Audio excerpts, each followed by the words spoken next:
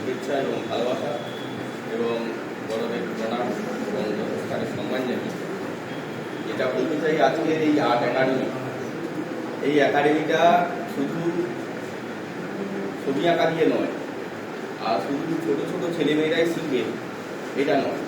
যে কোনো বয়সে ছবি আঁকার আগ্রহ থাকলে সেই ছবি আঁকা বা মাটির কাজ বা থার্মোকলের কাজ, এগুলি সবই কিন্তু এই আর্টের পর্যায়ে করে এবং এই আর্ট করে ভবিষ্যতে অর্থ উপার্জন করা যায়।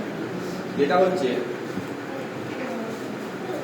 ছবি আঁকা সর্বপ্রথম যাদের আগ্রহ থাকে, ছবি আঁকাকে যারা খুব ভালোবাসে, তারাই এর থেকে অনেক দূর এগিয়ে নিয়ে যেতে পারে। যেমন আমার নিজেরই উদাহরণ, আমার বাবা খুব গরিব, তো আমার বাবা খুব পড়াশোনাতে চাপ দিতেন সবসময়। আমার পড়াশোনাটা মোটামুটি কত ভালো নয়, একেবারে খারাপও নয়, কিন্তু ছবি আঁকাতে আমার ক্লাস 6 থেকে একটা নতুনভাবে আগ্রহ তৈরি করে। কিন্তু বাবাকে বলে বলেও কোনো শিক্ষকের কাছে শেখাতে নিয়ে যান। আমি যখন কলেজে পার্ট 1 সেকেন্ড ইয়ারে পরীক্ষা দিতে যাই, তখন আমার সিনিয়র 2-3 বছরের, তার সঙ্গে আমার দেখা হয়েছিল। তিনি সর্বভারতীয় সঙ্গীত সংস্কৃতি পরিষদের সদস্য, তিনি ফাইন আর্টের। তো ওনাকে বললাম, দীপকদা আমাকে ছবি আঁকা শিখিয়ে দেবে? বললো হ্যাঁ, কেন শিখে। তো ওনার কাছে আমি 3 মাস ছবি আঁকা শিখতে গিয়েছি, ওই অত বড় বয়সে, ছোট বয়সে।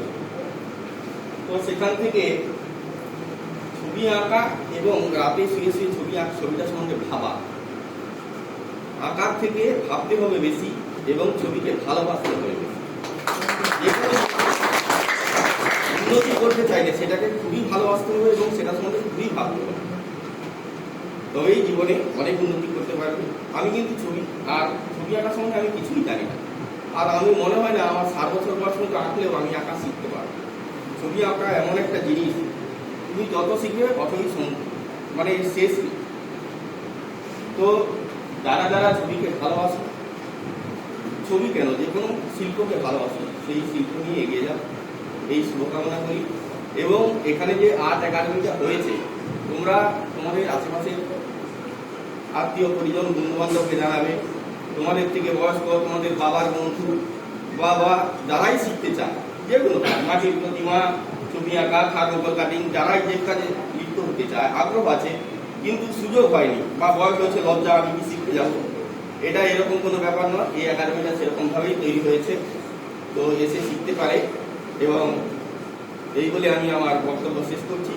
সবাইকে অসংখ্য